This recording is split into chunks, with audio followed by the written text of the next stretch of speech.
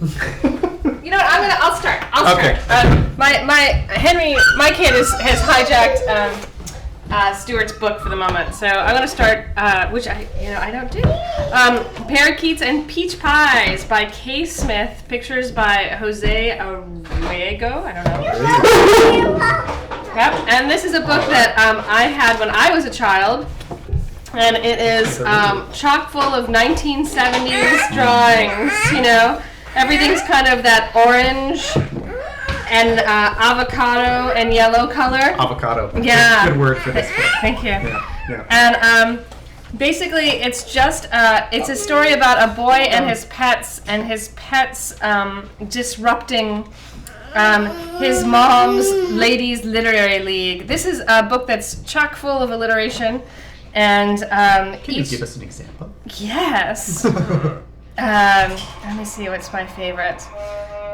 Well, you should do one with food, I guess. Oh, you like this one. I like that drawing of the cat. The cat's great. Keeping Yama.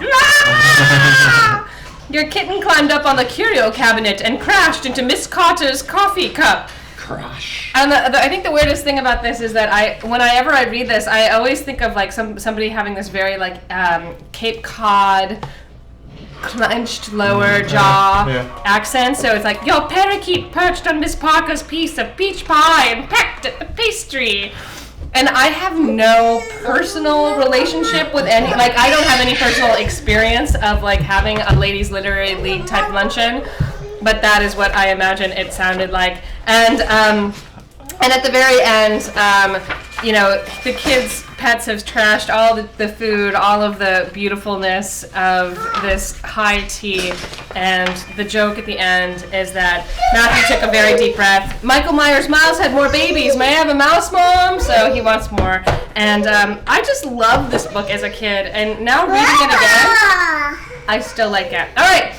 How about you? Well, the book that I brought is also a book from my childhood, which is called Who Needs Donuts? And the author, again, is, I can never remember it because it's kind of odd. It's Stamaty. What is it? It's Mark. Do you see it?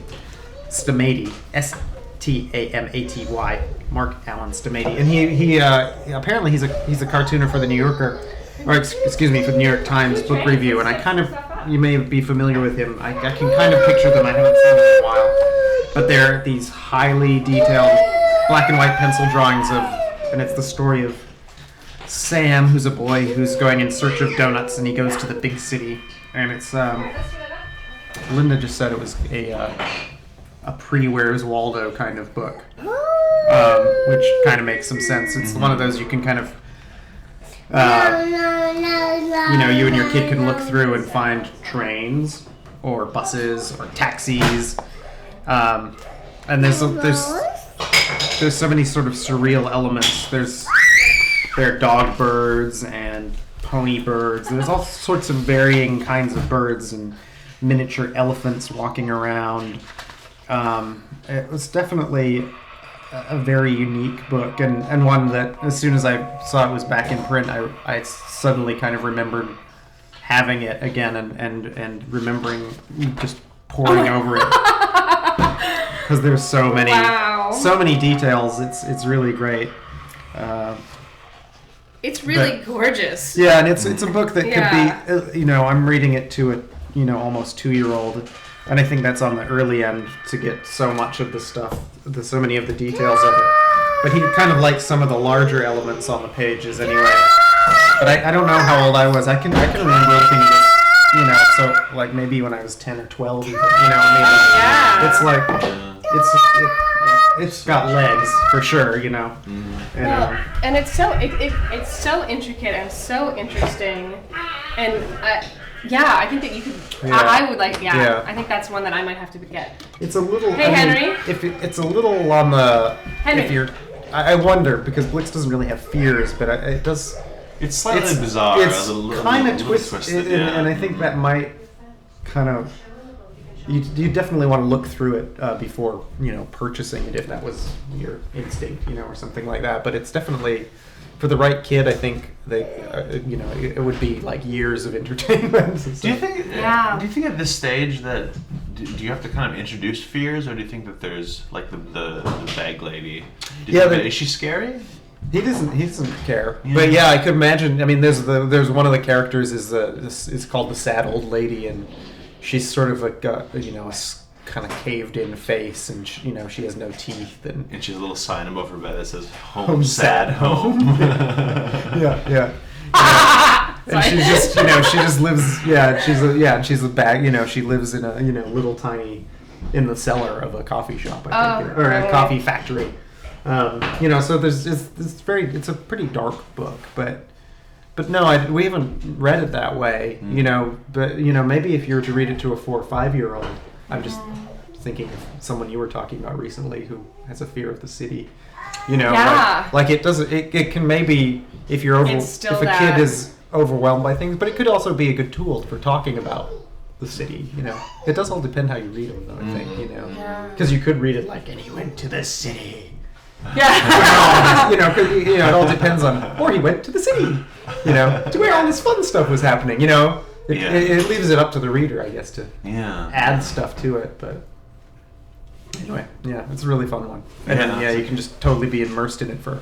I think it's also really surprising about what scares kids and what doesn't, and I think it you never know. That's true. Yeah, I never know what's gonna make Henry afraid. And he only has occasional things, but like. Just totally be out of nowhere, and like maybe one thing last year that wasn't scary at all became scary this year. So yeah, and it is one of those rare kids books where you could buy this for an adult also, and they'd be very, very happy. Like I think so. Yeah, definitely. Kakua. Yeah, great book. All right, I have this really simple watercolor illustrated book by Emily Gravett, called Orange, Pear, Apple, Bear, and it's so simple I can even read it. Woo! Where there's a picture of an orange and it says orange, picture of a pear it says pear, picture of an apple it says apple, and then there's a bear, and then they're stacked apple, pear, and then the bear turns orange and it's an orange bear. And then the pear turns orange, it's an orange pear, and then an apple bear, and it's kind of this hybrid of a bear and an apple. And then eventually the apple, the fruit gets eaten by this big bear, and it's just kind of beautiful. It's charming. Yeah. It's simple, but there's something like you can flip through it easily because the illustrations are so nice and whimsical and stuff as well. Well, and I like the idea. So right now we're just I'm having Henry read books by filling in the words that he knows, right? So we're looking for a moose, a dinner diving moose, right? So with this one we have 4 words. Right, orange, pear, apple, pear, and I'm like, oh, we could do this. Yeah, you know what I mean? Like, and this would be a great way for him to really start like feeling more mastery of that. And I think that would be an awesome thing to do. Yeah. So I guess that's all. Food. Is it? Yeah. Delicious food. Eat up. Delicious food. More books on the blog.